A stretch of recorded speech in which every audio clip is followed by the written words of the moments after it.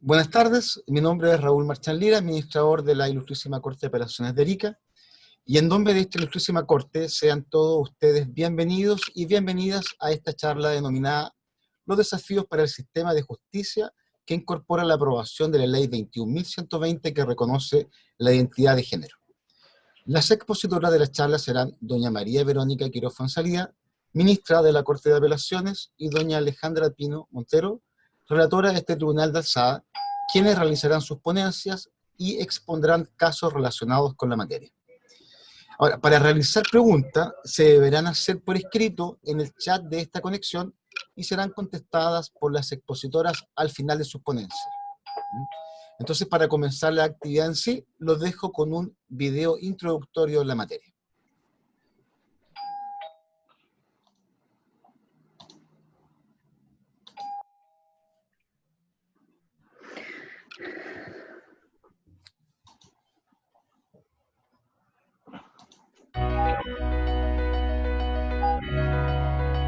La sociedad avanza, nosotros también.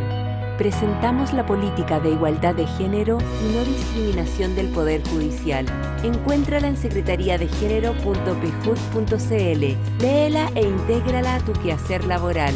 Secretaría Técnica de Igualdad de Género y no discriminación, Poder Judicial.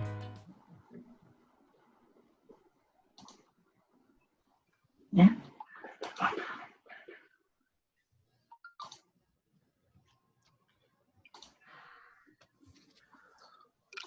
A continuación, doña María Verónica Quiroz se dirigirá a usted.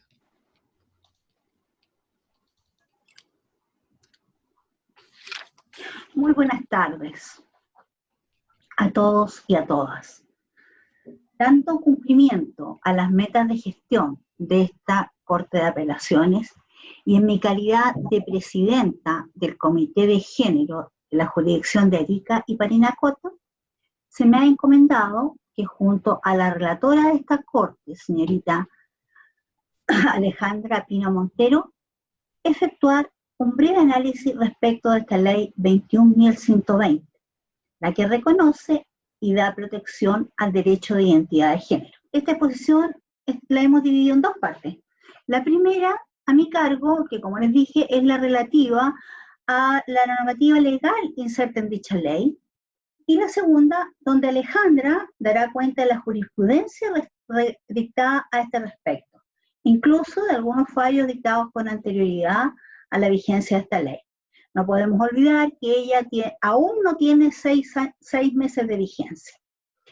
Bueno, en primer término les daré una breve pincelada respecto a lo que es la Secretaría Técnica de Igualdad de Género y no discriminación del Poder Judicial. El Poder Judicial desde hace varios años, específicamente desde a fines del año 2015 y durante todo el año 2016, encargó un estudio de diagnóstico respecto a la perspectiva de género, abarcando una serie de temáticas, principalmente en cuanto a la discriminación y al acoso sexual dentro de la institución, como asimismo a la perspectiva de igualdad de género y no discriminación, tanto al interior del Poder Judicial como asimismo a la atención de usuarias y usuarios. Una vez terminado este estudio, la Corte Suprema estimó necesario crear una institución que se preocupara de aquello, y así se creó la Secretaría de Igualdad de Género y no discriminación por acuerdo de la Corte Suprema en julio del 2016. Pero esta institución no tenía institucionalidad, no tenía dependencia, no se sabía cómo iba a actuar, nada. Entonces se encargó a la ministra de la excelentísima Corte Suprema, doña Andrea Muñoz, para que efectuara un nuevo estudio, ahora relativo a las facultades y dependencias de esta nueva institución creada. Y así fue que finalmente dio a luz esta Secretaría de Igualdad de Género en junio del año 2019. Esta Secretaría de Igualdad de Género está liderada, como dije, por la ministra de la excelentísima Corte Suprema, señora Andrea Muñoz, y se relacionan con ella los comités de género de las Cortes de Apelaciones. En cada una de las 17 Cortes de Apelaciones del país existe un comité de género. Y además existe como un organismo consultivo de igualdad de género y no discriminación. Este organismo consultivo sesiona, por lo menos en condiciones normales, ahora por la pandemia no ha sucedido así, pero se espera que funcione cada 3 meses y está conformado por un ministro de la zona norte del país, otro de la zona centro y otro de la zona sur. Además de encargados de la Corporación Administrativa del Poder Judicial y de las diferentes asociaciones gremiales del Poder Judicial.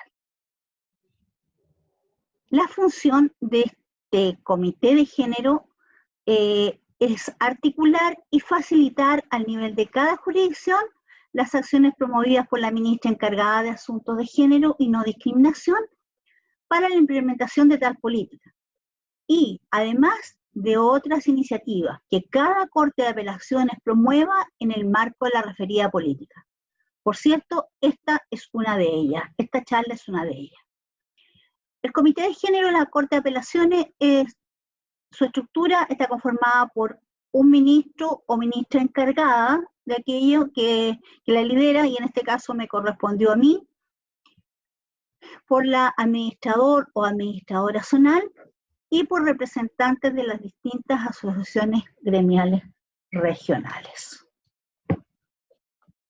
La Secretaría Técnica, su principal función es contribuir a generar cambios en la cultura organizacional que permitan incorporar la perspectiva de género en la administración de justicia. Esa es su principal función.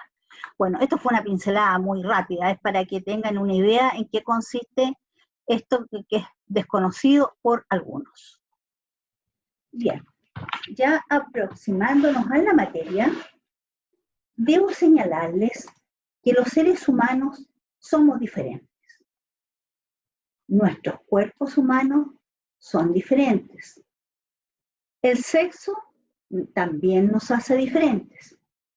Sin embargo, los roles y estereotipos de género nos puede hacer desiguales. La diferencia crea la diversidad. Ahora, para comprender qué es la diversidad sexual, los invito a ver un video.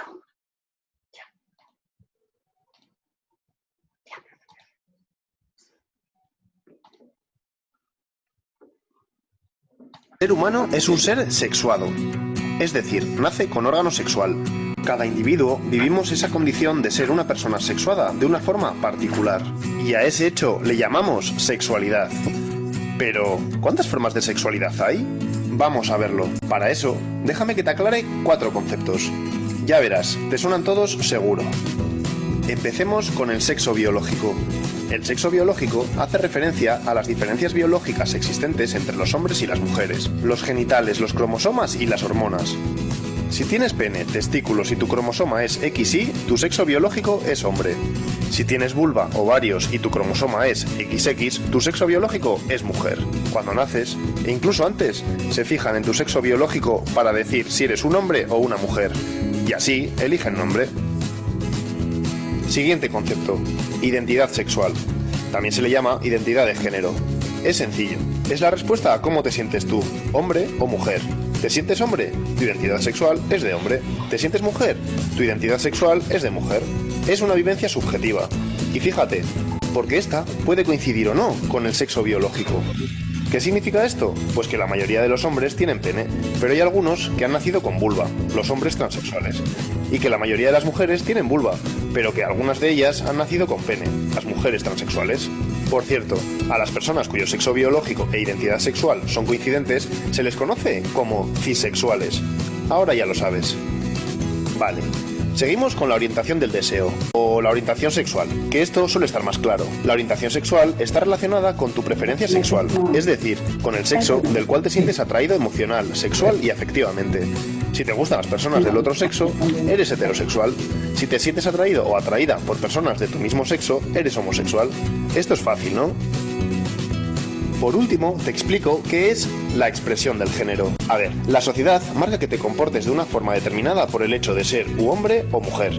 La forma de gesticular, de vestir, tus aficiones, son diferentes para el género femenino y el masculino.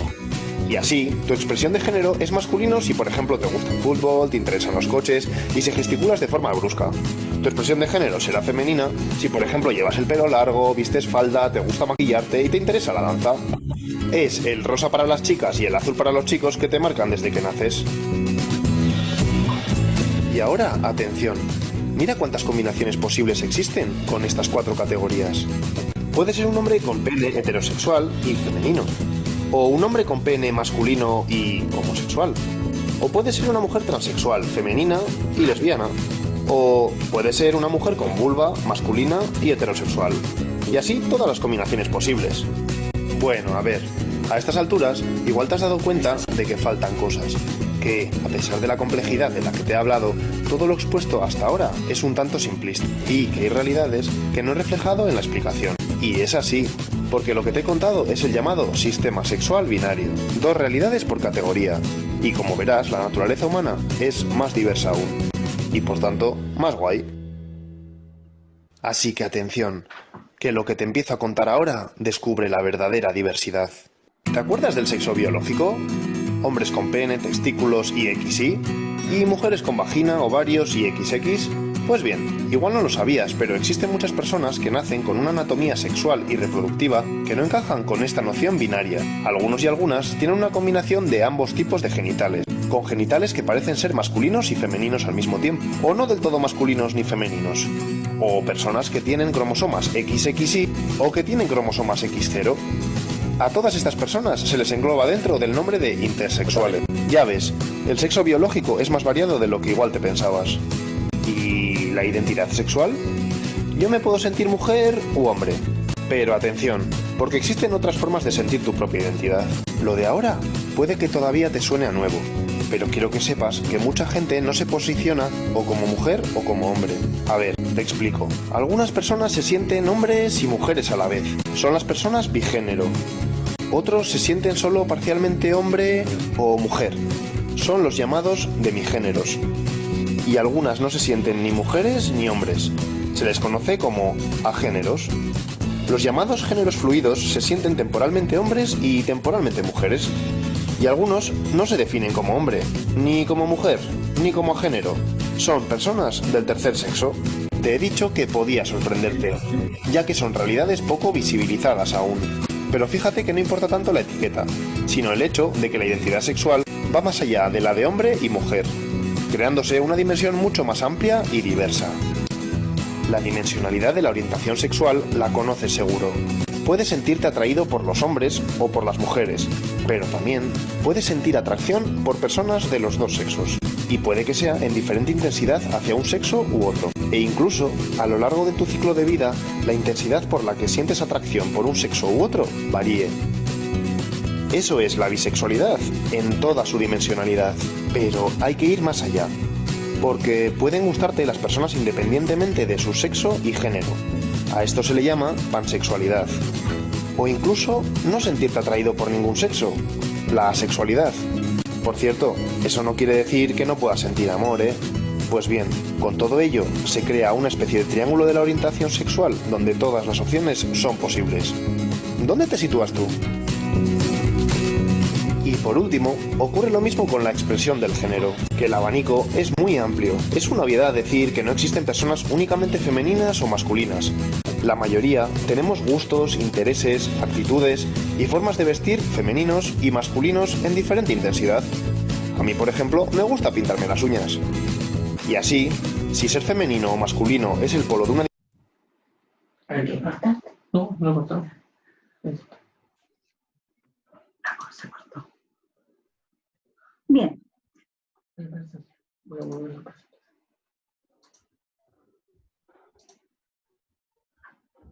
Como ven, esto es un tema extraordinariamente complejo, el cual debe ser abordado con gran altura de miras Y para ello debemos empezar por familiarizarnos con algunos conceptos. Así, por ejemplo, el sexo, desde luego, es el conjunto de características físicas y biológicas que distinguen a hombres y mujeres. El género, en cambio, se refiere a los roles, al comportamiento, a las actividades o atributos que tiene cada persona en una sociedad determinada. Los roles y estereotipos de género son las tareas o actividades que se espera desempeñe una persona por el sexo al que pertenece en una época determinada.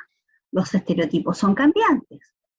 Por ejemplo, en el siglo XIX era impensable que fuese una cosa absolutamente normal que una mujer fuese abogada. No podemos olvidar que la primera mujer abogado que hubo en Chile fue doña Matilde Trupp, recién en el año, recibió su título el 6 de junio de 1892, pero después de una ardua lucha. Asimismo, la primera mujer en ingresar al Poder Judicial, al escalafón superior, que fue nombrada secretaria en el Juzgado de Santa Cruz, fue doña Claudina Acuña recién en abril de 1925. Imagínense lo que significaba aquello. Comparemos con hoy día donde el Poder Judicial está integrado en su gran mayoría por mujeres.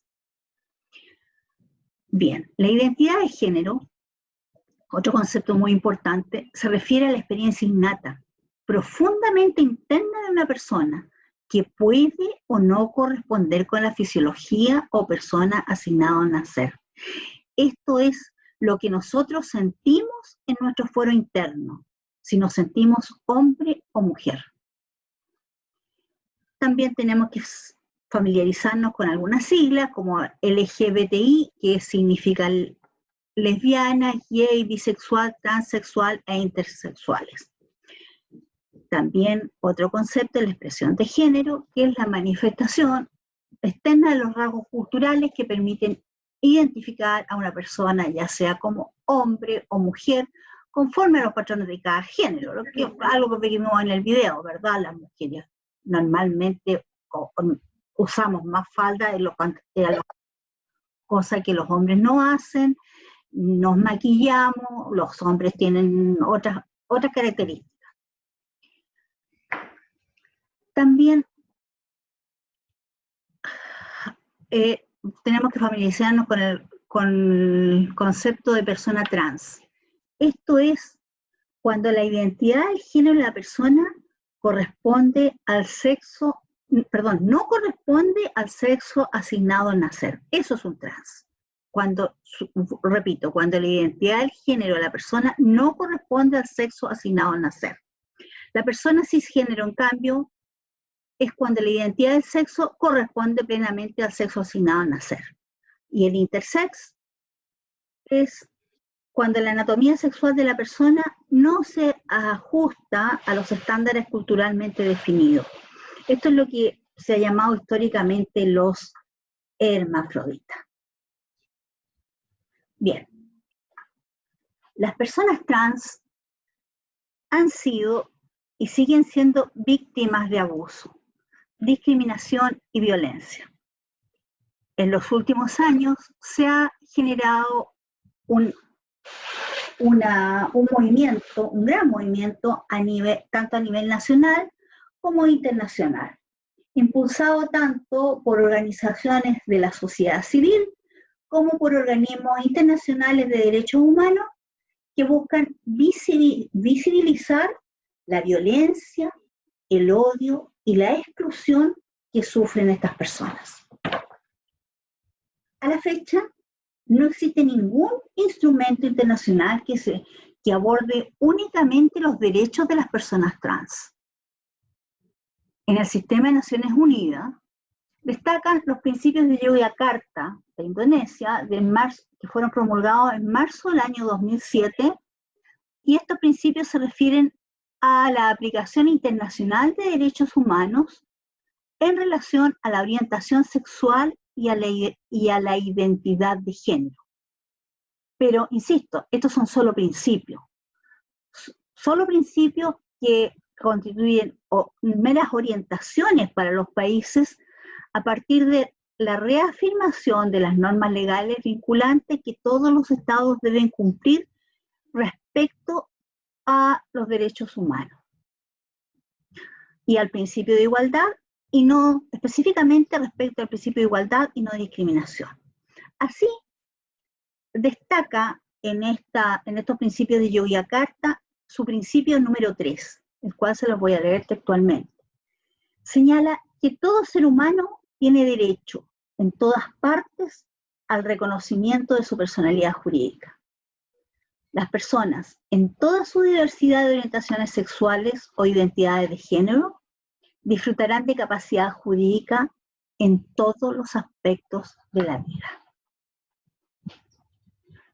Esto es a nivel internacional. Pero ¿qué ha pasado aquí en Chile? Les voy a contar una breve historia, muy, muy breve, respecto de la ley 21.120. Se inició el 7 de mayo del 2013 por una moción parlamentaria presentada por los honorables senadores, señora Lili Pérez San Martín, doña Mónica Rincón, señores Camilo Escalona, Ricardo Lagos Weber y Juan Pablo Letelier. Ellos sometieron a consideración el proyecto de identidad de género, señalando que este mejoraría la vida de cientos de personas en el país y, además, ayudará a que nuestro país cumpla fielmente con las obligaciones contraídas a nivel internacional en materia de derechos humanos. Señalaron además que el proyecto cuenta con un gran respaldo de distintas organizaciones y principalmente la Organización de Transexuales por la Diversidad y la Dignidad, señalando que ellos fueron los que impulsaron esta iniciativa, y además por la Fundación Iguales. El propósito del proyecto fue la necesidad de seguir avanzando contra la discriminación que sufren ciertos grupos en situación de vulnerabilidad. Y además, reformar normas legales relativas al cambio de sexo y nombre respecto de aquellas personas cuya identidad de género es incongruente con aquel sexo registral. El proyecto señala además que para acreditar la identidad de género y solicitar el cambio de nombre no será exigible el uso de medios farmacológicos, psicológicos, psiquiátricos o quirúrgicos. Esto es muy importante, porque ya en los albores del procedimiento, en los albores de esta ley, fue la moción parlamentaria, ya se señaló esto, que es muy importante, que no se requiera ningún tipo de operación o cambios psicológicos o físicos a la persona que pretende cambiar su nombre y sexo. Continúa señalando el proyecto que si bien la Constitución incluye expresamente, no señala expresamente que existe un derecho a la identidad, ellos dicen que las bases del orden constitucional aquí en Chile estarían dadas por el artículo 5º, inciso 2 de la Constitución Política de la República, el cual señala que el ejercicio de la soberanía reconoce como limitación el respeto a los derechos esenciales que emanan de la naturaleza humana. Es deber de los órganos del Estado respetar y promover tales derechos garantizados por esta Constitución, así como por los tratados internacionales ratificados por Chile y que se encuentran vigentes. Bien, los autores de este proyecto señalan que dicha norma que les acabo de leer es aquella que vincula con la aplicación internacional de los derechos humanos en relación al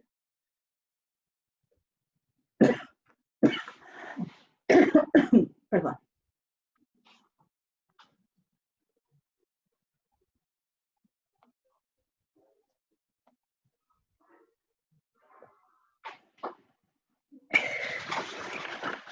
volviendo. Entonces, que esta parte, que esa norma, reitero, es la que vincula al derecho nacional con el internacional, donde existe base suficiente para entender que el derecho a la identidad reviste la categoría de un derecho fundamental. El derecho a la identidad, además, está reconocido en el artículo 8 de la Convención de los Derechos del Niño y también en el Pacto de San José de Costa Rica. Por lo tanto, señala el mencionado proyecto, que si el Estado no reconoce el derecho a la identidad, está incumpliendo los tratados internacionales. Y asimismo, si solo permite el cambio de nombre, como sucedía con la ley 17.344, que todos sabemos que actualmente continúa vigente, pero solamente dicha ley permite el cambio de nombre, no hace el cambio de sexo, señalan los parlamentarios que ese incumplimiento sería inadecuado, toda vez que, como les dije, el juez le va a ordenar el cambio de nombre, pero no de sexo, de tal manera que María puede querer llamarse Juan, se cambia a Juan, pero Juan va a quedar igual con el sexo femenino, lo cual es una incongruencia. Y no. Ya. El objeto de la ley en la moción parlamentaria era bien bonito y bastante pretencioso.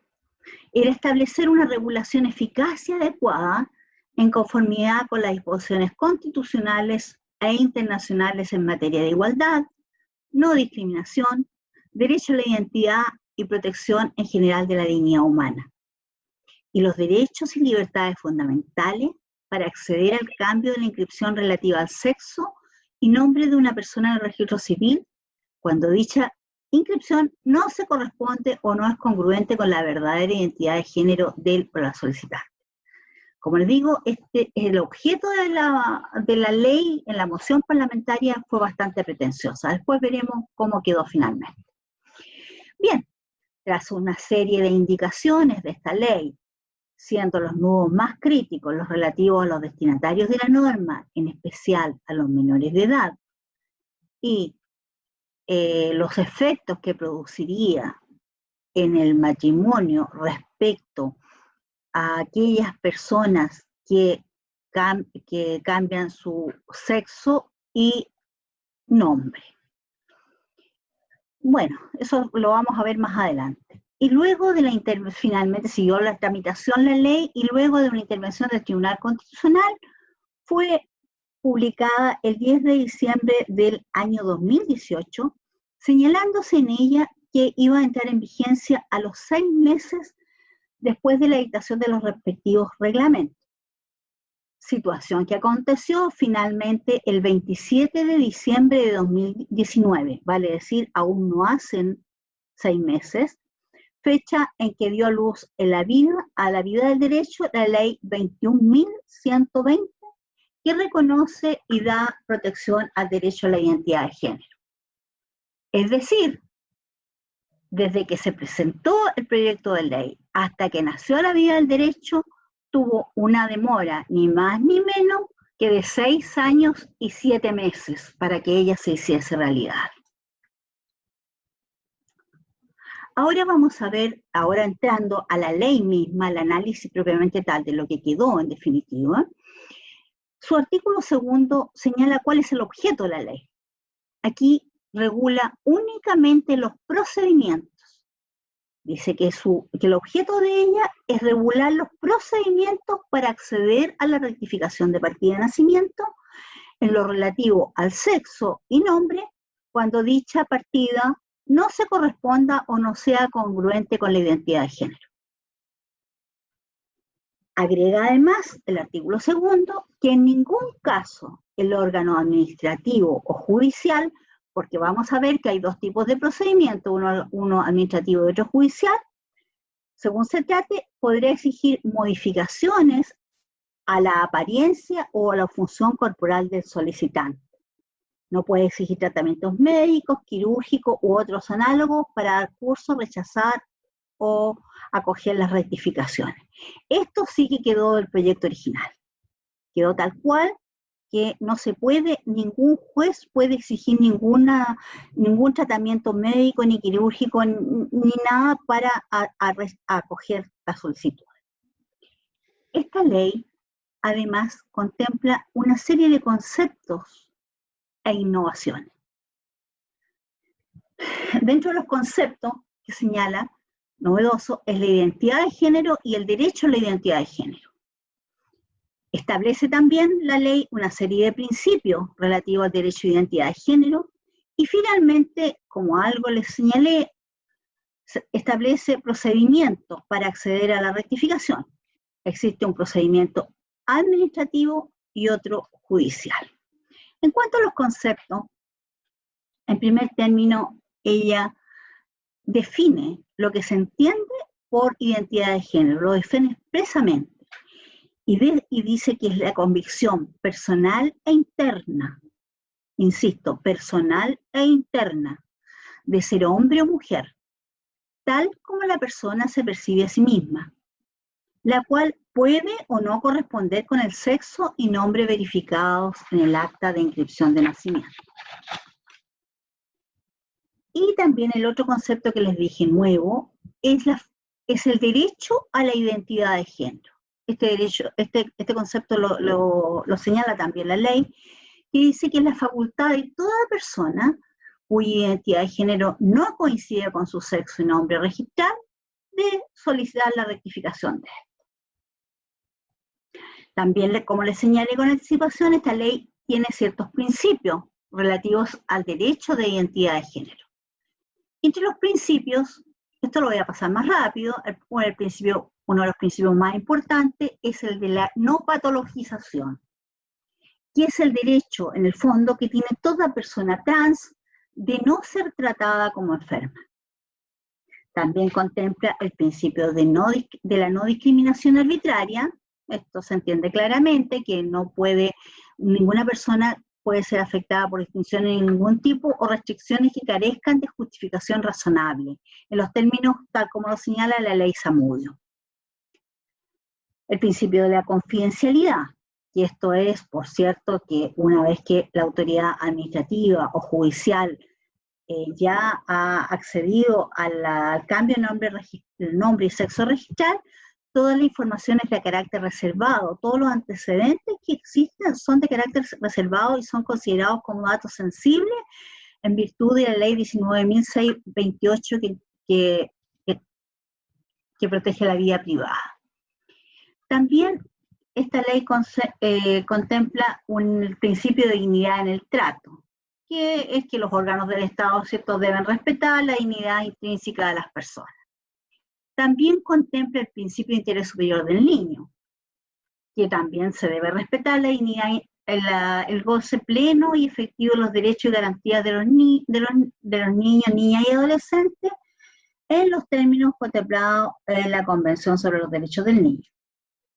También contempla, el último principio que contempla esta ley, el principio de la autonomía progresiva, vale decir, la facultad que tiene todo niño, niña o adolescente de ejercer su derecho por sí mismo en consonancia con la evolución de sus facultades, edad y madurez. También les anticipé que esta ley tiene garantías asociadas al goce y ejercicio del derecho a la identidad de género. La primera garantía es el reconocimiento y protección de la identidad y expresión de género.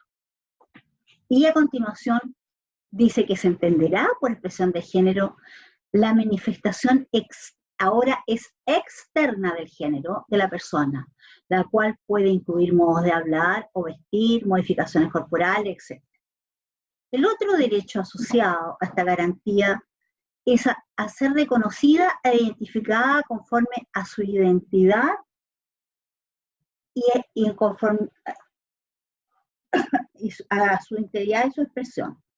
Y finalmente, el tercer El tercer principio es el libre desarrollo de su persona conforme a su identidad y expresión de género. Ahora vamos a entrar de lleno a la ley. La ley, como les anticipé, tiene dos procedimientos para acceder a la rectificación del sexo y nombre registral. Tiene un procedimiento administrativo, que es el que está dirigido para los mayores de edad y sin vínculo de matrimonio vigente, y un procedimiento judicial. El procedimiento judicial, a su vez, se subdivide para mayores de 14 y menores de 18, y el otro para personas con vínculo matrimonial vigente. Estos sean mayores o menores, porque no podemos olvidar que en Chile, para contraer el matrimonio, la edad mínima es de 16 años, de tal manera que puede haber personas que deseen acceder a esta ley y que se encuentren con vínculo matrimonial vigente. El procedimiento administrativo, como les dije, es para mayores de edad y sin vínculo matrimonial vigente. Ese es el primero, es el más sencillo. Este se realiza ante cualquier oficina del registro civil, sin importar el domicilio o residencia del solicitante. Y se puede pedir hasta por 2 veces. El oficial civil verifica los antecedentes, esto es la identidad del solicitante, y que sea mayor de edad y que carezca de vínculo matrimonial. Una vez recibida la solicitud, el oficial civil del registro civil debe informar al solicitante respecto de los efectos jurídicos que implica este cambio de registro, su partida de registro respecto del sexo y nombre. Efectos jurídicos me refiero. Este deber de información se asimila este deber de información se asimila a aquel contemplado en el artículo 10 de la Ley de Matrimonio Civil, que se refiere al deber de información que tiene el oficial de registro civil respecto al futuro contrayente. Aquí el oficial civil, una vez recibida la solicitud, debe informar al solicitante acerca de los efectos jurídicos de la aceptación, de lo que se colige, que no lo dice expresamente la ley, pero se colige que la solicitud debe ser entregada personalmente. También, como digo, citará a 2 testigos y luego de recibido los cita a una audiencia especial.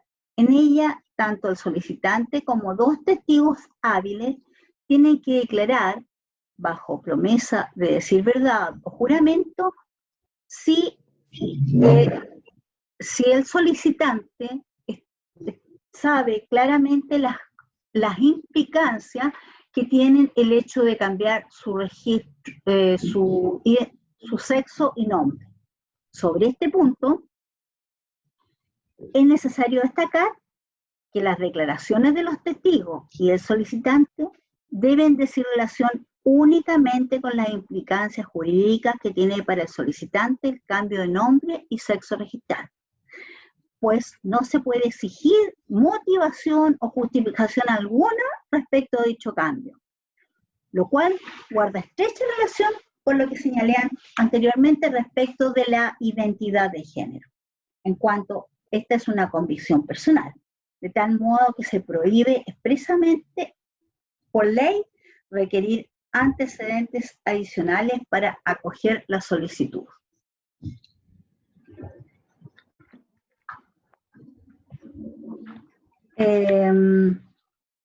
Asimismo, la ley establece bueno, como les digo, resumiendo, es muy sencillo este procedimiento. Se presenta la solicitud, el juez cita una audiencia y donde tiene que declarar respecto a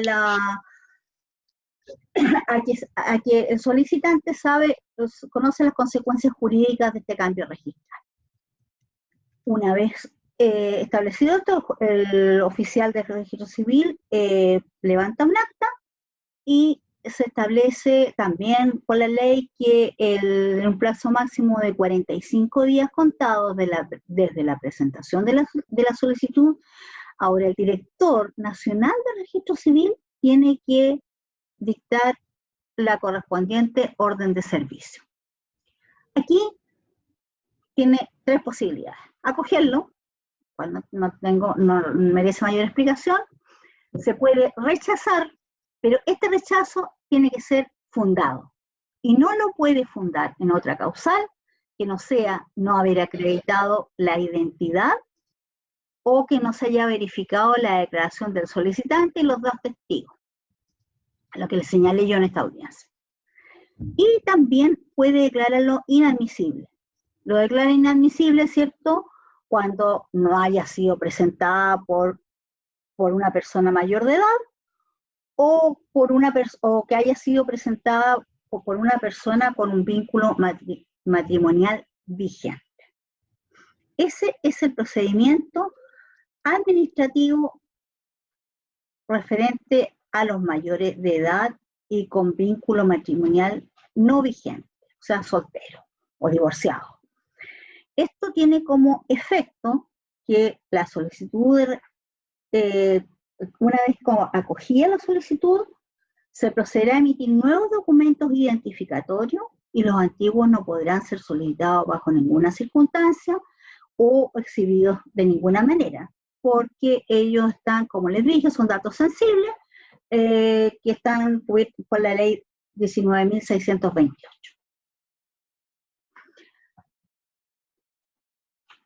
Ahora vamos al procedimiento judicial. Como algo les anticipé, hay dos tipos: para mayores de 14 y menores de 18, y para personas con vínculo matrimonial vigente. Aquí puede, no importando que sean mayores o menores, aquí lo que importa es que tenga un vínculo matrimonial vigente. Aquí ya no es competente, como es judicial, aquí es competente el juzgado de familia del domicilio del solicitante, cuando se trata de mayores de 14 y menores de 18. Y para el segundo caso, es el juzgado de familia del domicilio de cualquiera de los cónyuges a elección del solicitante. Vamos a ver el procedimiento para personas mayores de 14 y menores de 18. La solicitud de rectificación de las personas mayores de 14 y menores de 18 debe ser presentada por sus representantes legales o alguno de ellos, pero esto es a elección del solicitante.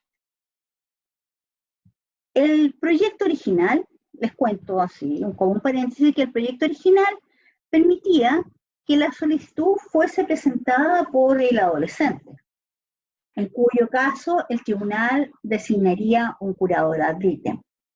Sin embargo, durante la tramitación legislativa prevaleció la idea que fuesen los representantes legales, pero hay que hacer notar que esto en la práctica puede traer dificultades, principalmente a aquellos adolescentes en situación de vulnerabilidad, sin contacto con sus representantes legales, o bien aquellos niños, aquellos adolescentes que están institucionalizados. Bien, el contenido de la solicitud en este caso tiene que ser fundada, tiene que señalar los antecedentes de hecho y los fundamentos de derecho en que se apoya. Asimismo, las peticiones concretas que somete a decisión del tribunal. Y además debe señalar las razones conforme a las cuales, a juicio del solicitante, la pretensión hecha valer le es beneficiosa. Si bien la ley no establece expresamente que esta solicitud debe ser presentada por abogado habilitado para el ejercicio de la profesión, estimo que debe entenderse así vale decir, ser presentada por abogado habilitado, porque esta ley señala que todo lo no previsto por ella tiene aplicación supletoria la ley sobre familia, la ley 19.968. A la solicitud, que tiene que tener todos estos requisitos que les señalé, se pueden acompañar los antecedentes que se estimen pertinentes, especialmente aquellos que dicen relación con el contexto psicosocial y familiar del mayor de 14 y menor de 18 y de su entorno familiar. También se puede acompañar un informe psicológico o psicosocial respecto a un informe que descarte la influencia determinante de terceros sobre la voluntad expresada en cuanto a la voluntad expresada por el adolescente en cuanto a su identidad sexual. Su identidad de género, perdón. Este procedimiento judicial se desarrolla en 3 etapas.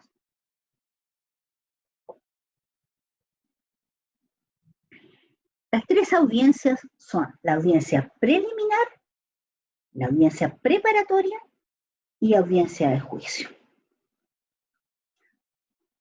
Una vez recibida la solicitud y habiéndose cumplido con todos los requisitos anteriores, o sea, haber sido fundada, haberse presentado por abogado, todo lo que yo señalé previamente, el juez la admitirá a tramitación y citará al mayor de 14 y menor de 18 junto a quien presentó la solicitud, el representante legal que presentó la solicitud, a una audiencia preliminar dentro de 15 días. Y a la vez, en la misma resolución que admite a tramitación, el juez debe citar de oficio al padre, madre o representante legal que no haya suscrito la solicitud, esto a una audiencia preparatoria. Y esta audiencia preparatoria se desarrolla inmediatamente de concluida la audiencia preliminar. En la audiencia preliminar, el juez debe informar al mayor de 14 y menor de 18 y a los solicitantes, digamos, los representantes legales, las características de la rectificación y sus consecuencias jurídicas. Asimismo, el adolescente puede ejercer su derecho a ser oído directamente ante el juez y ante un consejero técnico, manifestando su decisión de cambiar de sexo y nombre, como también debe señalar el nombre de pila con el cual pretende o quiere que sea identificado posteriormente, que le sea reemplazado por el que tiene. Dable señalar que el mayor de 14 y menor de 18 puede ser oído en cualquier etapa del procedimiento. Ahora la audiencia preparatoria, que es la segunda audiencia. Esta audiencia, como les dije, se lleva a efecto inmediatamente de concluida la audiencia preliminar. Y se lleva a efecto con las partes que asistan. Inmediatamente, como dije, de concluida la anterior. La ley no reglamenta mayormente el contenido de esta audiencia, no dice qué es lo que debe contener, por lo que se deben aplicar supletoriamente las normas de la ley 19.668 y consecuentemente se debe aplicar el artículo 61 de dicha ley en lo pertinente, por cierto. Ahí el juez debe oír a los intervinientes y fijará el objeto del juicio y los hechos a probar. En cuanto a la prueba a rendir en la audiencia del juicio, se mantiene la libertad absoluta de prueba, con la sola limitación de que, insisto, en que no pueden decretarse exámenes físicos. Y en cuanto a la prueba testimonial, el juez de oficio o a petición de alguno de los, ya sea el solicitante o de sus representantes legales, puede ordenar la citación a la audiencia de juicio a personas determinadas a cualquier persona para que declaren respecto a los antecedentes de los hechos expuestos en la solicitud. Respecto a la prueba documental, si no se hubiesen acompañado los antecedentes que les señalé precedentemente, estos antecedentes psicológicos y psicosociales respecto al entorno, respecto al adolescente y su entorno familiar, y como asimismo que no había sido objeto de influencia, para que el solicitante no haya sido objeto de influencia para este cambio registral, el juez puede ordenarlo, pero esto es facultativo. Bien. Posteriormente se desarrolla la audiencia de juicio, y que la audiencia de juicio tiene por objeto recibir la prueba ofrecida en la audiencia preparatoria. Sin perjuicio de ello, el juez, previo acuerdo de las partes, puede desarrollar la audiencia de juicio inmediatamente después de finalizada la audiencia preparatoria.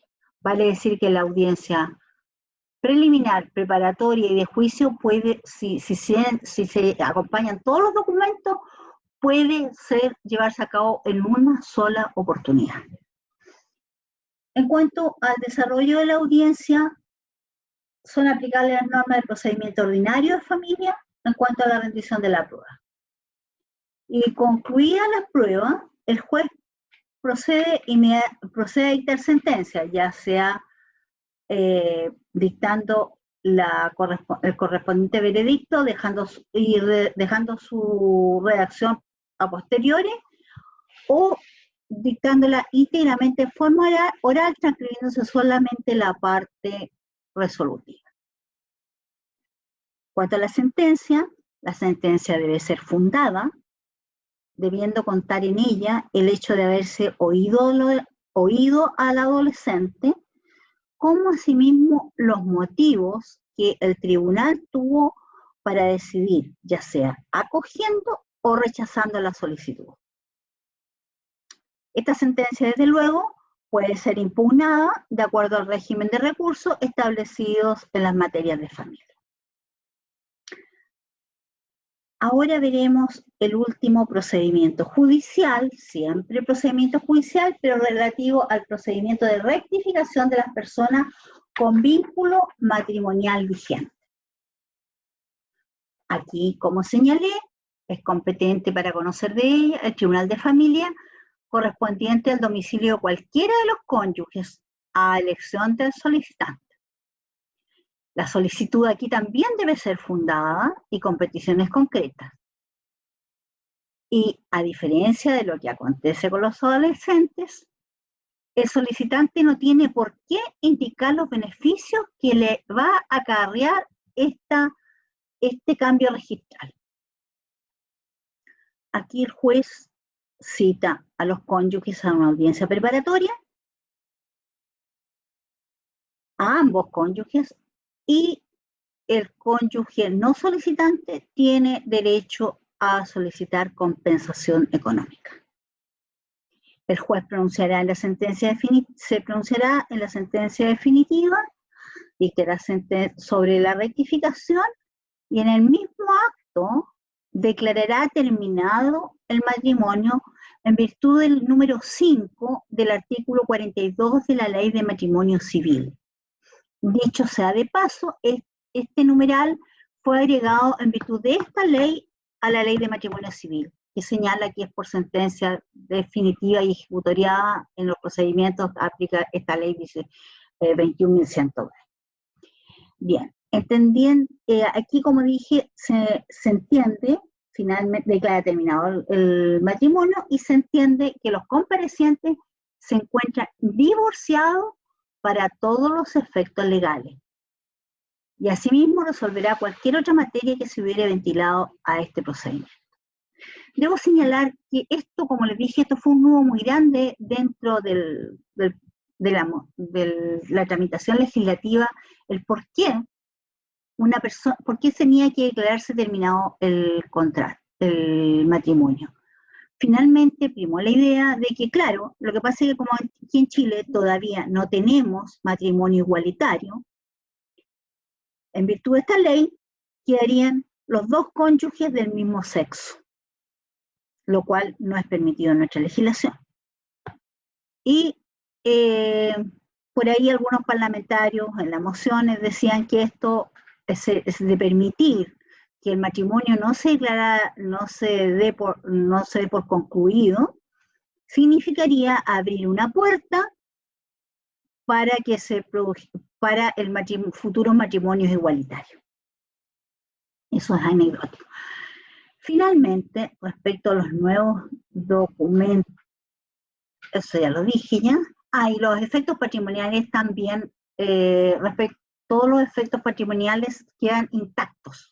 Eso es un efecto también de la ley.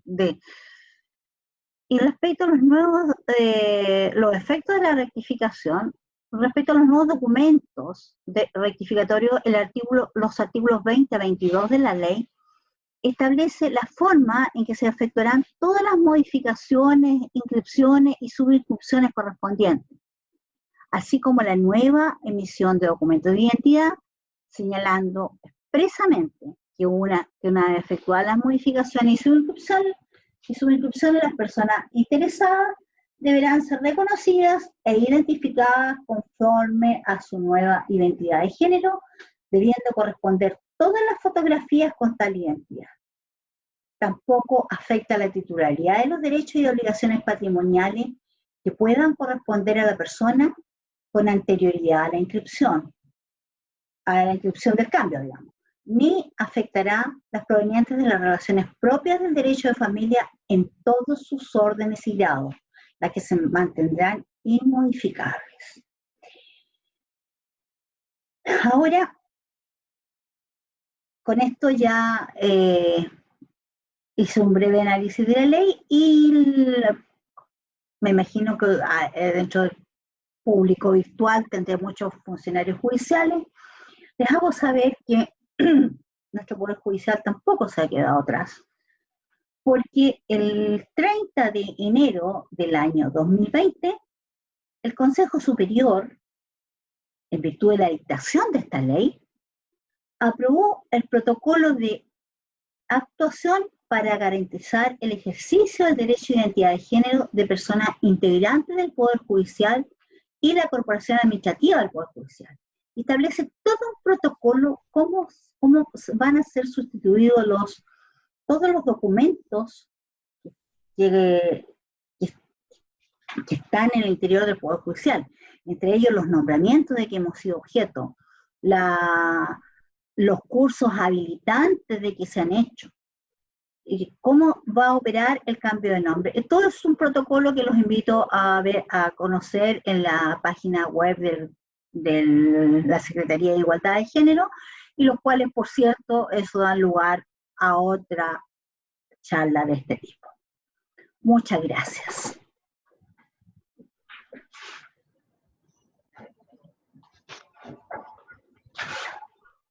A continuación, no dije nada. Ya, a continuación entonces Alejandra Pino dará algunos comentarios o ahondará en algunos temas que yo señalé, como asimismo les mostrará algún tipo de jurisprudencia que se ha dictado tanto antes como después de la dictación de esta ley. Alejandra, le paso. Gracias, sean todos muy buenas tardes a todos, sean todos muy bienvenidos, y le agradezco tanto a la Corte de Apelaciones, a su presidente y a la señora María Verónica Quiroz, ministra de la Corte de Apelaciones de Arica, por invitarme a participar en esta charla, y por supuesto les agradecemos a todos su presencia. Tal vez alguna de las cosas buenas que deje esta pandemia sea esta alta afluencia de público que a veces no tenemos cuando hacemos este tipo de charlas y reuniones en forma presencial en la Corte, y sí lo hemos tenido aquí, así que les agradecemos a todos por su interés y por su conexión en esta tarde. La idea es que ahora que hemos revisado algunos de estos conceptos básicos que para algunos son muy nuevos respecto de todo lo que es la identidad de género y esta nueva ley de identidad de género que nos está rigiendo hace pocos meses, tenemos que pensar que este es un instrumento legal que se encuentra ya vigente en el país para dar respuesta a una larga aspiración de muchas personas que se sentían y que quizás aún se sienten excluidas respecto de muchos de los derechos que tenemos todas las personas en razón de su identidad de género e incluso de su orientación sexual. La idea es que comprendamos de mejor manera este fenómeno y la consecuente exclusión y discriminación de que ha sido parte muchas personas para poder, en definitiva, acceder a todos los derechos que tenemos en este sentido. Creo que ahí sí, ahora sí ya la tengo por aquí.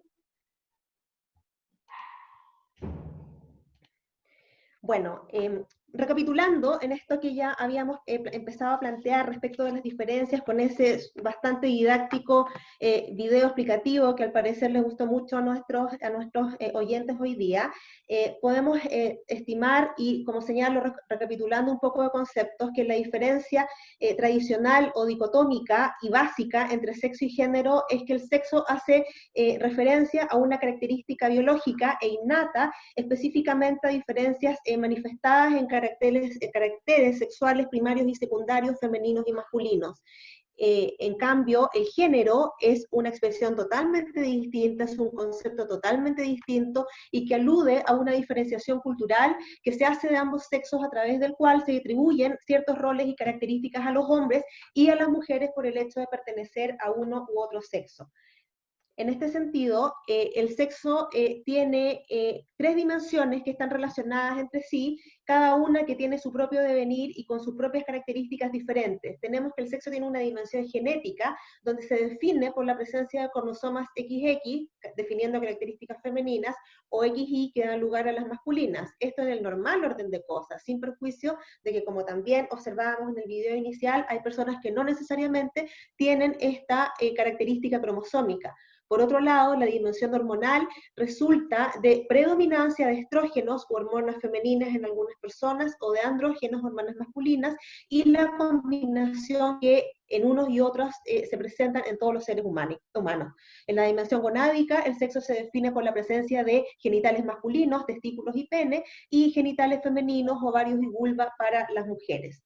El género, por su parte, es un significado cultural que el cuerpo sexuado asume al estar en relación con el entorno, la cultura o la sociedad, teniendo principalmente presente estas características, es que es lo principal que tenemos que tener, o lo que queremos dejar como idea básica que a ustedes les quede, junto con la existencia ya de esta ley, respecto de estas diferencias entre sexo y género, que normativamente, culturalmente y tradicionalmente se estiman como una misma cosa, y que son cosas absolutamente distintas, como lo ha incluso señalado, y veremos enseguida, la Organización Mundial de la Salud, y también muchas, incluso antropólogos y personas que estudian la cultura y la sociedad. En este sentido, lo que tenemos como normal es la heteronormatividad. Esto es una práctica y una institucionalidad que legitima y privilegia la heterosexualidad y las relaciones heterosexuales como fundamentales y naturales dentro de la sociedad. Por lo tanto, el problema es que cuando nos alejamos de estas relaciones que se entienden naturales en la sociedad, es cuando comienza el prejuicio y comienza la discriminación. Las diferencias sexuales en sí mismas no son la causa de las desigualdades, ni las desigualdades sociales que tenemos en este sentido. Lo que ocasiona las desigualdades es que a partir de estas diferencias se constituyan o se configuren los prejuicios de género. En definitiva, Esto parte, e incluso más allá de las personas LGTBI, respecto de las diferencias entre mujeres y hombres, al estimar que las desigualdades es porque se produce una atribución de un rol o una atribución de una asignación de unas ciertas características a las mujeres y a los hombres. Lo que se sale de esas dos características, en definitiva, o los roles que están asignados o menos valorados socialmente respecto de uno u otro género, es lo que nos genera estos prejuicios de género, que son los que en definitiva corrompen tanto el reconocimiento social, el poder, la libertad y la capacidad de acceso a los recursos de todas las personas en general. Esto se ve obviamente muy acentuado en las personas trans y en las personas de lo que se ha denominado, entre comillas, digo, minorías sexuales, quienes se ven por el hecho de ser de un modo distinto al modelo heteronormativo, se ven prejuiciados y se ven con afectación del acceso a todo tipo de derechos en la sociedad. En definitiva, el concepto de prejuicios lo tenemos acá en esta lámina, es un juicio o valoración negativa que está basada en un estereotipo, es un grupo o actividad de los mandatos sociales y que espera una norma, una sociedad respecto de ser mujer u hombre. Y como señalaba, es especialmente estructural la discriminación respecto de las personas que tienen identidades de género no normativas o no binarias, si se acuerdan del video que vimos, el binarismo mujer-hombre, personas que tienen identidades de género no binarias, también son discriminados fuertemente. En este sentido, el continente americano, y así se ha señalado por la Relatoría de Derechos de las Personas LGTBI y por otros organismos internacionales, nuestro continente se caracteriza, desgraciadamente, por ser una de las regiones en Occidente más violentas respecto a las personas con identidades de género distintas. No me voy a referir aquí a lo que ocurre en Oriente, porque es una cultura totalmente diversa de la nuestra, tampoco tengo los conocimientos para poder referirme a eso. Tenemos países en que todavía la homosexualidad es penalizada con la muerte. ¿Para qué vamos a entrar en los países musulmanes o donde el Islam es la religión predominante, donde también esto es otro problema absolutamente distinto? Me refiero a que el problema de violencia en el continente americano es grave, porque además muchas veces se entremezcla con situaciones de pobreza y de exclusión social que son realmente nefastas para las personas que tienen en este sentido una identidad de género diferente.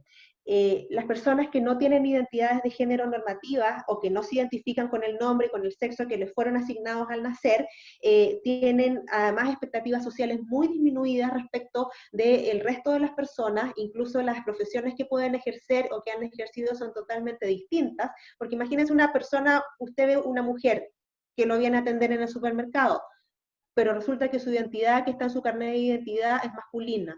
Eso genera que esa persona ni siquiera a veces tenga acceso a un trabajo. Y eso es lo que la dictación de esta ley y la discusión y poner este tema sobre la mesa es lo relevante en este sentido. En definitiva, si tenemos o si mantenemos una cosmovisión que es cisnormativa, esto es de personas únicamente heterosexuales, heteronormativa, que es lo que ya hemos visto como concepto, y binarista, mujer versus hombre y nada más, genera una serie de obstáculos que son impuestos por entidades públicas y privadas también, que en definitiva hacen del mundo LGTBI un espacio incierto e inseguro y en ocasiones inhabitable.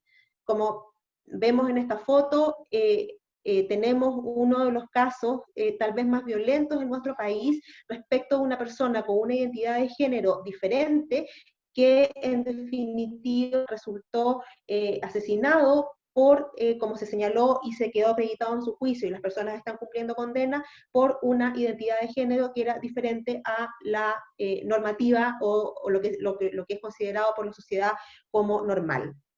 Otro punto que quisiera recoger, porque también es importante, enseguida yo operé algunas sentencias que se han pronunciado respecto de cambio y de sexo y otros tipos de sentencias también. Y ya lo mencionaba la señora María Verónica en la primera parte de esta exposición, es que tenemos los principios de Yogyakarta que, si bien no tienen un carácter o una naturaleza de tratado internacional que sea obligatorio para el país, son absolutamente vinculantes en el sentido de poder con ellos interpretar la normativa y el tratamiento social que se hace respecto de las personas con una identidad de género diverso. Estos principios fueron adoptados en Indonesia, como el del 6 al 9 de noviembre del año 2006, y su documento final, que los invito, los pueden encontrar fácilmente en internet, contiene 29 principios aprobados por unanimidad por expertos en derecho internacional de los derechos humanos, académicos y activistas respecto y que son aplicables y son dirigidos a instituciones intergubernamentales, regionales, la sociedad civil y por supuesto las Naciones Unidas. En definitiva, son principios respecto de la aplicación de la legislación internacional de derechos humanos en relación a la orientación sexual y a la identidad de género. Como señalé, no han sido adoptados por los estados como un tratado internacional, pero sí son ocupados habitualmente, tanto en la jurisprudencia como también en otras opiniones que ha vertido, por ejemplo, la Corte Interamericana de Derechos Humanos, en la opinión consultiva número 24, que fue adoptada el año 2017, respecto justamente del tema que estamos tratando, y que ha sido también recogido por la Corte Suprema en varias sentencias. Estos principios, en definitiva, son una luz, o digamos un faro que nos permite interpretar la normativa internacional de los derechos humanos y la normativa nacional que se aplica a estos casos para estos tipos de cuestiones. Hay solamente dos cosas que me gustaría que nos quedara en la retina respecto de los principios de Yogyakarta, porque, como señalo, son utilizados incluso por los jueces nacionales hace mucho tiempo, que son dos conceptos básicos: el principio de orientación sexual y el principio de identidad de género. La orientación sexual, como que se refiere a la capacidad de cada persona de sentir una profunda atracción emocional, afectiva y sexual por personas de un género diferente al suyo, o de su mismo género, o de más de un género, así como la capacidad de mantener relaciones íntimas y sexuales con estas personas. Y en segundo lugar, el concepto que los principios establecen respecto de la identidad de género como una vivencia interna, individual de cada persona y que puede o no puede corresponder al sexo que ha sido asignado, porque el sexo es asignado, no es elegido, asignado al momento del nacimiento respecto de cada uno de nosotros. Esta vivencia interna e individual puede involucrar o no modificación de la apariencia corporal, intervenciones quirúrgicas, tratamientos hormonales, etc. Pero si las personas deciden no hacérselos, no hay motivo para no respetar su identidad de género, y esto puede también manifestarse en símbolos externos como la vestimenta, los modales, el modo de hablar, como también puede no hacerlo. En este sentido, la identidad de género tiene una directa relación con las vulneraciones que sufren las personas en todo ámbito de la vida y que se reconocen a sí mismas o son percibidas por otros como parte de alguna determinada categoría social y que son expuestas a mayores vulnerabilidades, como ya he señalado.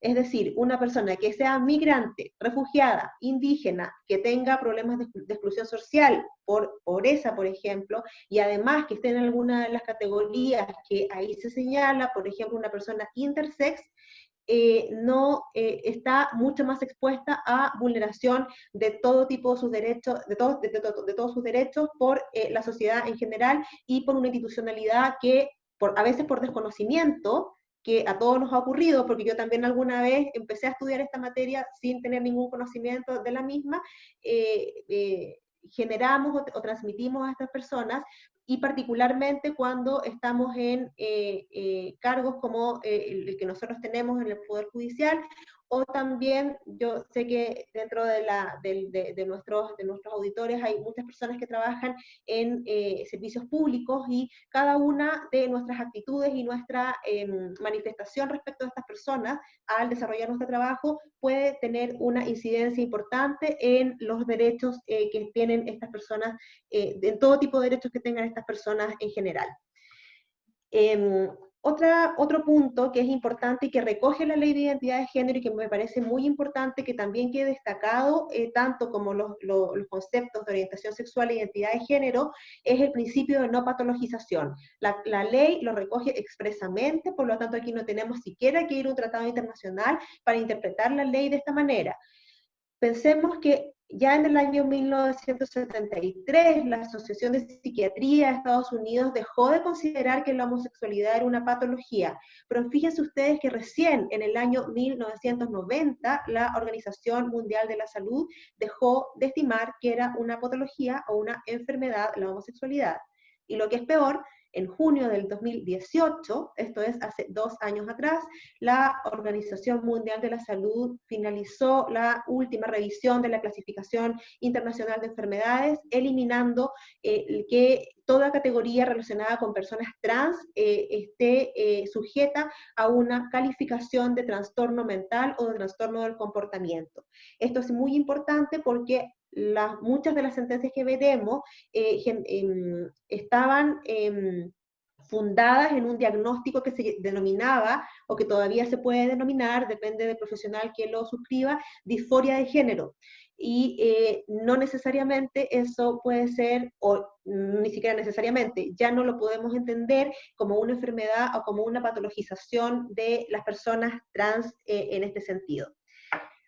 Bien, para entrar a la jurisprudencia, como ustedes comprenderán, llevamos muy poquito tiempo de esta ley, por lo tanto, si bien ya hay muchas solicitudes de cambio de nombre y sexo registral en tribunales, haciendo una recapitulación, las personas adultas no requieren ir a tribunales, ¿ya? Quienes requieren ir a tribunales son las personas casadas y los adolescentes entre 14 y 18 años.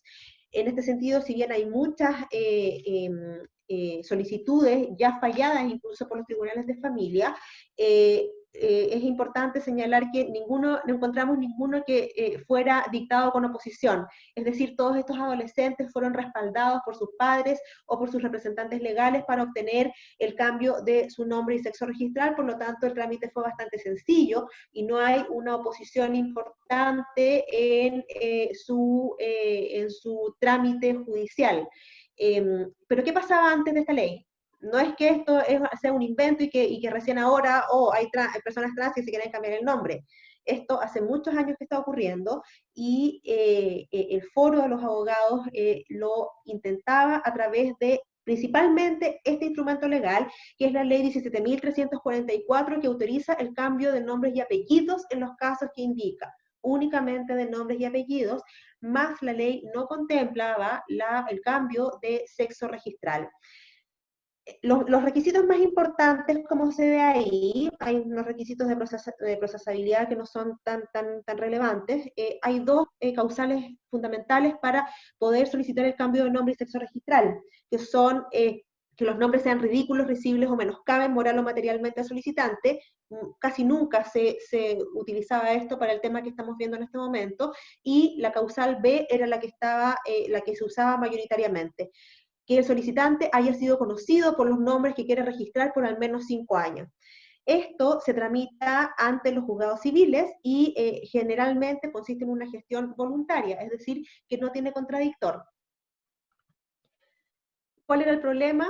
Como señalé, que no contempla esta ley el cambio de sexo registral y que la aplicación de esta ley chocaba con el artículo 31 de la ley, de una ley bien antigua, 4.808, que exige que exista correspondencia entre el nombre y el sexo de una persona desde que se practica la inscripción. Y al efecto, el citado artículo, su parte final, señala: no podrá imponerse al nacido, pero ojo, que esto es para inscripciones de recién nacidos, un nombre extravagante, ridículo, impropio de personas, equívoco respecto del sexo. Entonces, esta colisión de normas, en definitiva, era la que hacía bastante difícil lograr el cambio de nombre y sexo registral de personas habitualmente adultas que solicitaban este trámite. Digo habitualmente porque también hay solicitudes de menores de edad en los tribunales civiles que pidieron este asunto. La jurisprudencia, digamos que fue paralelamente, dependía, como señalo, del criterio del juez que fallara la causa. La principal causa de rechazos en las solicitudes de cambio de nombre y sexo registral era la falta de cirugías o tratamientos médicos de reasignación sexual. Esto era importante porque tenemos que hay las sentencias que, al menos que traigo acá, se rechazó el cambio de sexo registral, en definitiva porque la persona no había hecho una cirugía que hiciera coincidir su genitalidad con el nombre que estaba pidiendo el cambio. Esto es muy complejo, tal vez para algunas personas pueda ser simple, pero cuando se conocen realidades de personas trans, la verdad es que no todo el mundo quiere operarse, no todo el mundo quiere someterse a un tratamiento hormonal para cambiar su corporalidad, por lo tanto, es un tema que era bastante delicado, y como se observa en la pantalla en esta sentencia, que es del año 2008, solamente sacamos los extractos, ya que por reserva no se puede ver los nombres de los solicitantes, por supuesto. Razona esta sentencia que, de conformidad al informe que fue emitido por el Servicio Médico Legal, si bien el solicitante luce a simple vista un aspecto femenino, presenta genitales externos e internos masculinos, debiendo para la reasignación de sexo indispensablemente completar un tratamiento quirúrgico y de cirugía plástica para efectuar una neovagina. Misma cuestión planteó el registro civil en el informe que evacuó en esta causa. En definitiva, el juez debe resolver, pero solamente tratándose de personas que se han sometido a una intervención quirúrgica, lo que no sucede en la especie, y aquí fue, al menos en la instancia, desestimada la solicitud de cambio de sexo. En otra sentencia, también de Santiago, del año 2009, un hombre trans. Ese hombre trans significa que nació mujer, por decirlo de esa manera, o tiene una genitalidad femenina, pero su identidad de género es de varón. Hay un informe de ginecología forense y razona la sentencia que no correspondiendo al registro civil, alterar la partida de nacimiento cuando las características anatómicas del nacido hayan sido establecidas de acuerdo con lo certificado por él o la profesional interviniente en el parto, y como en el presente caso no haya variado en el tiempo, deberá desestimarse la solicitud. Esta era una persona adulta, y miren ustedes el razonamiento en que en el parto se estableció una identidad de género que la persona no compartió en su adultez. Corte de Santiago, el año 2009. Para dar lugar al cambio de sexo en los registros de nacimiento respectivos, parece razonable exigir para que el solicitante se someta previamente a una intervención para adecuar sus órganos genitales externos al sexo realmente vivido.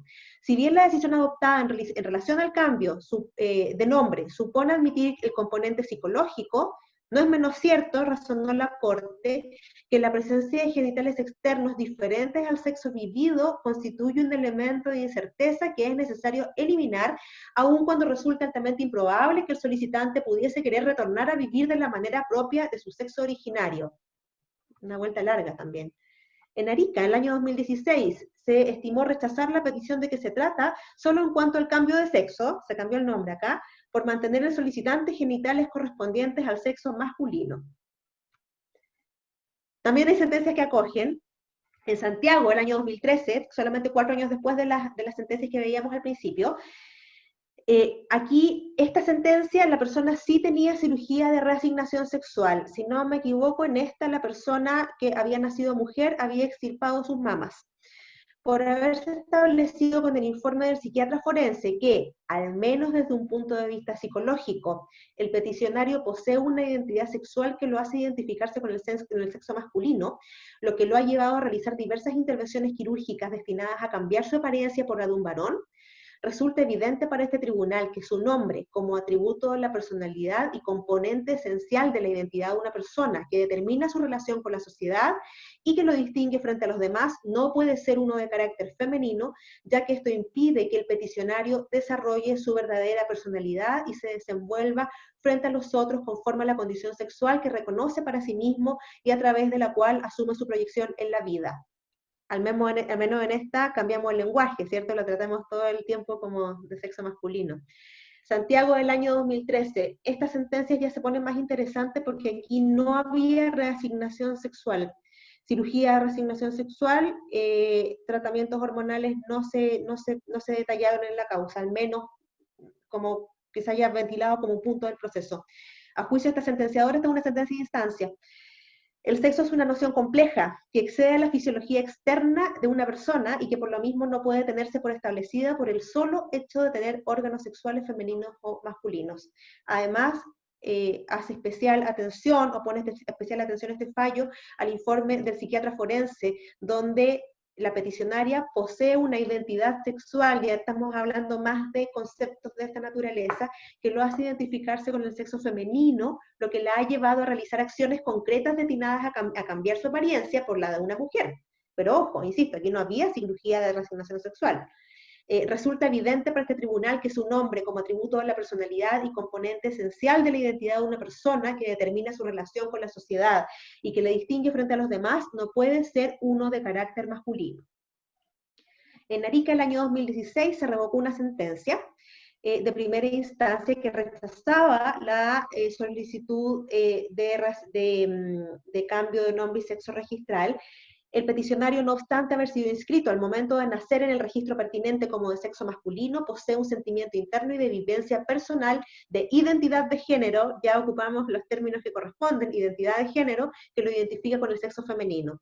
No es posible obviar que los signos biológicos o físicos no siempre responden a la real identidad psíquica e íntima de género de una persona, el cual, esto es importante, el cual solo es posible clarificar con el desarrollo vital y de madurez del sujeto, lo que puede determinar una variación en la identificación del sexo que le debe ser asignado en el registro civil. En definitiva, establece que debe haber una congruencia entre el sexo y el nombre del peticionario, cuestión que también es importante como conclusión de la sentencia, porque a veces en las que acogieron cambio de nombre pero no de sexo, teníamos que en el carnet de identidad la persona tenía un nombre eminentemente femenino y aparecía como de sexo masculino, lo cual yo no sé si le ayudaba en definitiva a esa persona o empeoraba su situación civil anterior a la solicitud de cambio de nombre y sexo registral, a eso me refiero. Ahora tengo un par de, a partir de ahora, si ustedes entran al sitio web de la Secretaría de Género.pjud, encontrarán estas sentencias y las pueden observar completas a los que son abogados y les interesa el tema, pueden encontrarlas completas. Yo aquí solamente traigo, desde luego, un extracto de las mismas. Estas son sentencias de la Corte Suprema de 29 de mayo y 27 de noviembre del año 2018. Llegaron a la Corte Suprema en razón de casación en el fondo, por lo tanto, se dictó sentencia de reemplazo, acogiendo las solicitudes de cambio de nombre y sexo registral. Primero, estas sentencias, ambas, efectúan una interpretación de la normativa legal a partir de las obligaciones internacionales de Chile que están contenidas en tratados internacionales de rango constitucional. Además, contemplan los principios de Yogyakarta. Además, estas sentencias, ambas también hacen suyas, entre otras, las conclusiones de la opinión consultiva número 24 de la Corte Interamericana de Derechos Humanos, determinando expresamente, y ojo, porque esto es antes de la ley 21.120, determinando expresamente que no era necesario ni exigible un procedimiento quirúrgico u hormonal previo para estas personas. En uno de los casos, imagínense ustedes, la persona solicitante tuvo vínculo matrimonial previo e hijos. Ella era un hombre trans, por lo tanto ella nació mujer, contrajo matrimonio, estuvo casada, tuvo hijos y posteriormente a todo su devenir en la vida ha pedido este cambio de nombre y sexo registral.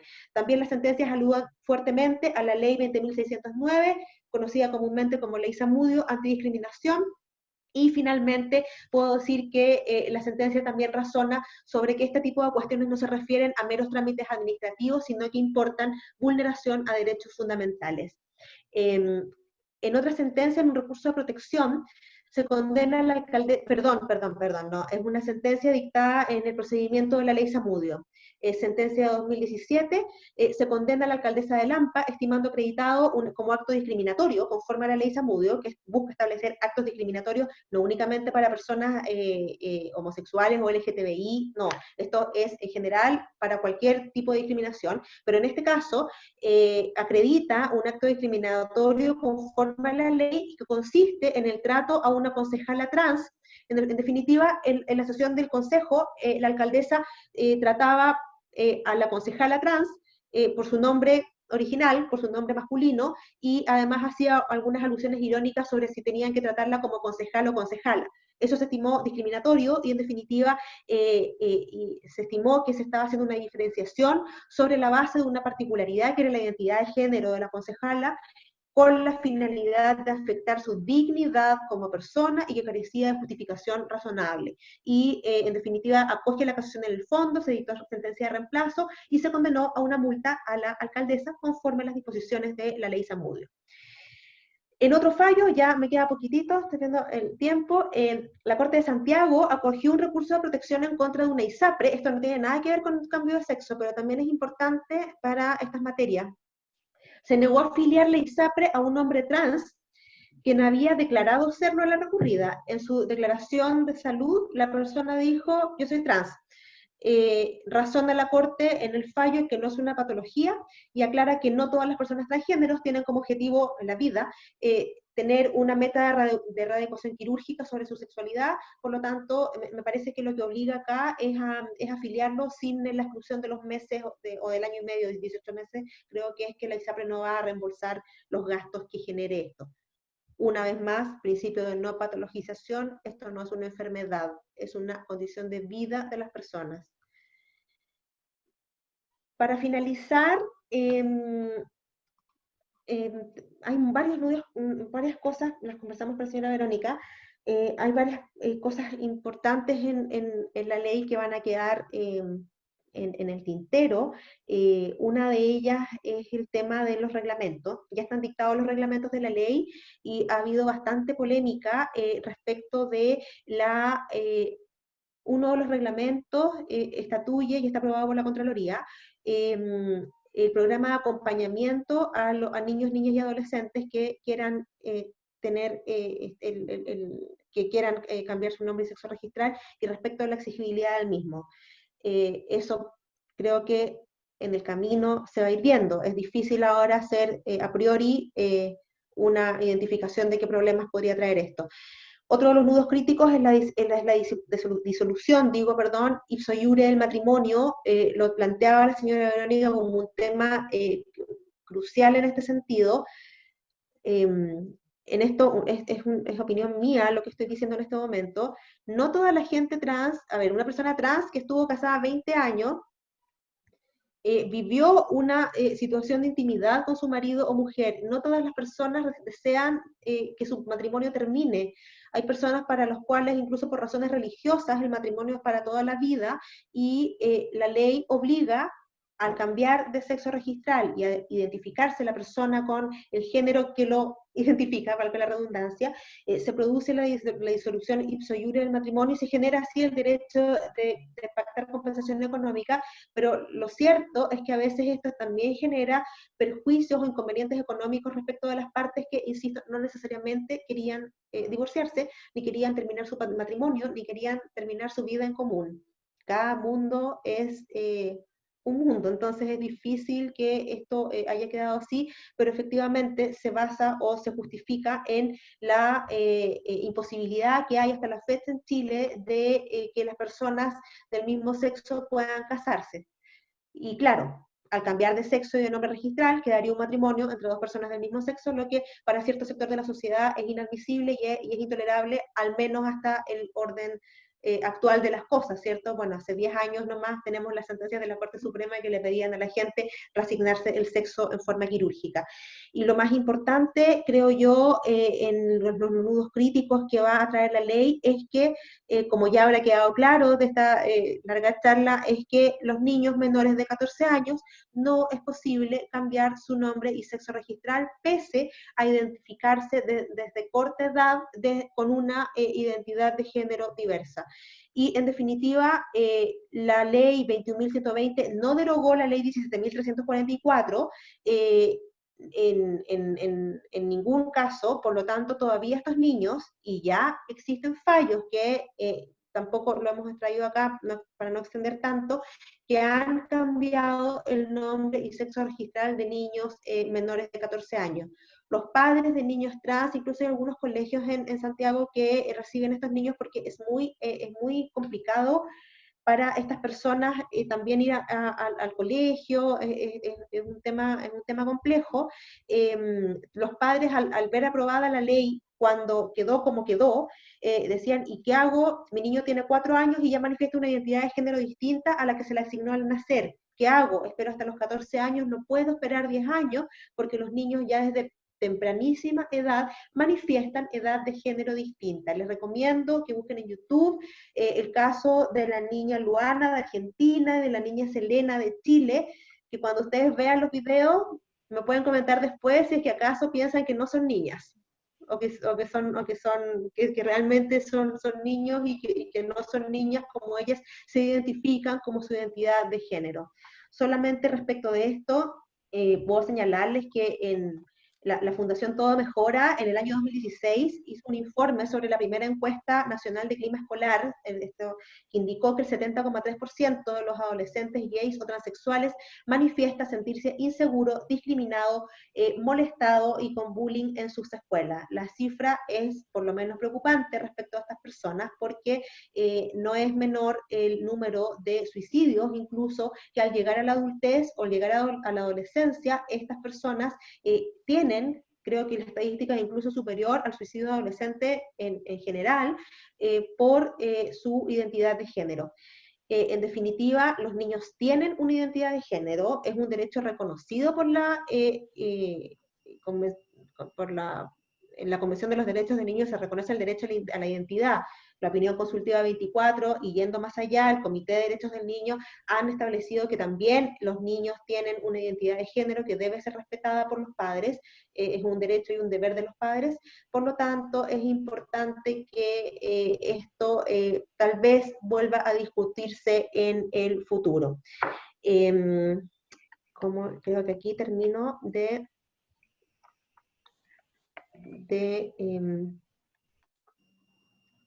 sí, ahí terminó la función de compartir pantallas. Bueno, les agradezco su atención y su asistencia nuevamente a esta charla, y no sé si tenemos Raúl ahí, por favor. Sí, correcto. Bueno, mira, antes de las preguntas, hay esta gente que participó en el chat. Decir que dentro de ella está doña Diana Maquilón Tamayo. Ella es funcionaria de la Secretaría Técnica de Igualdad de Género y No Discriminación de la Corte Suprema, y compartió varios links donde se pueden encontrar una guía sobre la ley y el protocolo aprobado por el Poder Judicial. Así que en el link aparecen ahí eso. Otra cosa, también están varias personas solicitando copias de las presentaciones. Me imagino que no hay ningún problema. Ya lo pueden solicitar a mi correo electrónico rmarchant@poderjudicial.cl y se lo distribuiremos. De todas formas, la presentación va a quedar ingresada en la página del Poder Judicial y en las redes sociales del PJUD. ¿Ya? Eso. Entonces, pasando a las preguntas, tenemos una pregunta de doña Patricia Rodríguez González. Ella dice, para el proceso administrativo, los requisitos son ser mayor de 18 años y no tener un vínculo matrimonial. ¿Este considera tener un acuerdo de unión civil? Es decir, si yo tengo un acuerdo de unión civil y deseo solicitar mi rectificación de género, ¿debo terminar con este acuerdo antes de optar a esto? Aquí ¿yo? Sí, señora Verónica, sí. Ya. Aquí la ley es bien clara, solamente se refiere a vínculo matrimonial vigente, no se refiere al acuerdo de unión civil. Y por otra parte, no podemos olvidar que la ley de acuerdo de unión civil fue con anterioridad a esta ley de identidad de género, de modo que si la ley lo hubiera querido prohibir, lo pudo haber hecho. De tal forma que yo entiendo que estas personas unidas por un vínculo matrimonial, por unión civil, perdón, pueden perfectamente solicitar su rectificación, pero por la vía administrativa. Muy bien. Entonces, pasamos a la segunda pregunta realizada. Esta fue hecha por doña Soledad Castillo Faitz. Y dice, buenas tardes, tengo una pregunta a propósito de las audiencias en el procedimiento de solicitud de un menor de edad. ¿Es factible realizarlas vía Zoom, entendiendo que se están realizando las audiencias vía remoto, o dada la naturaleza del asunto, solo será posible una vez finalizado el estado de excepción constitucional, o bien cuando reabran los tribunales? entendiendo que es el Sí. juez quien debe ir al menor. Sí, Sí. me enteré revisando los últimos conceptos respecto de esto. La Fundación Iguales publicó que en el registro civil se están recibiendo solicitudes, pero ellos están atendiendo de manera bastante limitada, por decirlo de alguna manera, pero se están recibiendo las solicitudes. De todas maneras, el Servicio de Registro Civil plantea que en lo posible las personas pospongan hasta el fin de la emergencia sanitaria sus solicitudes al respecto. Y también me fijé que varias causas de familia están con los procedimientos suspendidos, o sea, siguen recibiendo las solicitudes, pero la audiencia propiamente tal no se está celebrando hasta que o cese la emergencia sanitaria o se establezcan los protocolos para volver a atender en este sentido. No sé si por ahí hay alguno de los jueces de familia nos puede ayudar respecto de cuál es la realidad de Arica en este momento, pero al menos en otras jurisdicciones, particularmente en Calama y en Antofagasta, que se encuentran suspendidas las audiencias que ya estaban fijadas como audiencia preliminar en estos casos.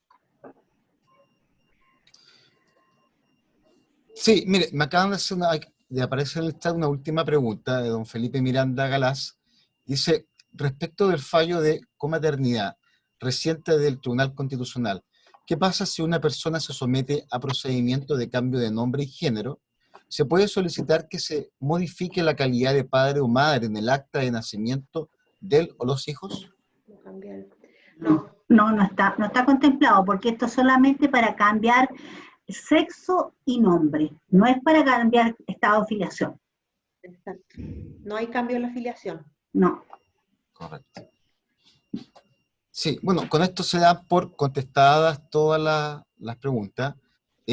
Bueno, y se agradece la participación de todos ustedes en esta actividad.